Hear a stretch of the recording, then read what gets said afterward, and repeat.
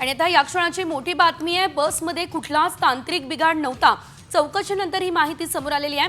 मात्र बसचा वेग आपोआप वाढू लागला आणि ब्रेक फेल झाल्याचा चालकाने दावा केलेला आहे। बस चालक हा कंत्राटाद्वारे नेमण्यात आलेला होता, त्यामुळे बस चालकावरती सदोष मनुष्यवधाचा गुन्हा आता दाखल झालाय। या संदर्भात थेट घटनास्थळावरून आढावा घेऊयात आमचे प्रतिनिधी सूरज मसूरकर यांच्याकडून। सूरज, आपण बघतोय एकीकडे बसमध्ये तांत्रिक बिघाड होता असं चालकाचं म्हणणं होतं, मात्र तांत्रिक बिघाडच नव्हता अशी माहिती। मग अपघात नेमका कसा झाला, काय नेमकी माहिती मिळते?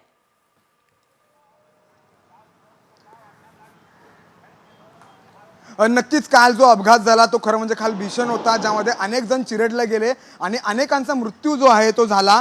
खरं म्हणजे पाहायला गेलं तर आज त्या सर्व प्रकारची जी चौकशी आहे ती झालेली आहे।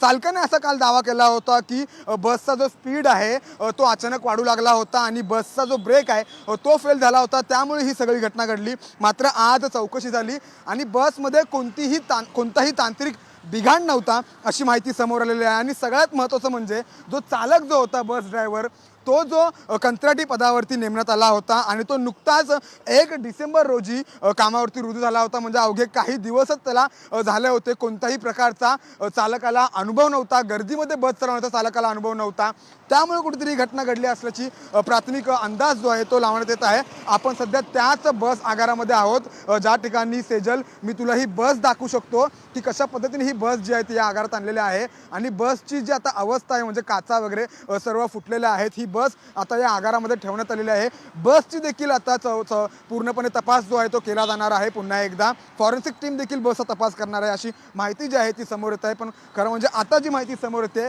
ती चालकाने तो दावा केलेला आहे की स्पीड अचानक वाढला होता, ब्रेक फेल झाला होते, मात्र असं काही नसून ती बसमध्ये कोणताही तांत्रिक बिघाड नव्हता आणि चालक जो आहे निश्चितच सूरज, एकंदरीत चालकाचा दावा फोल ठरलेला आहे। या संदर्भातले अपडेट घेत राहू। तुर्तास धन्यवाद।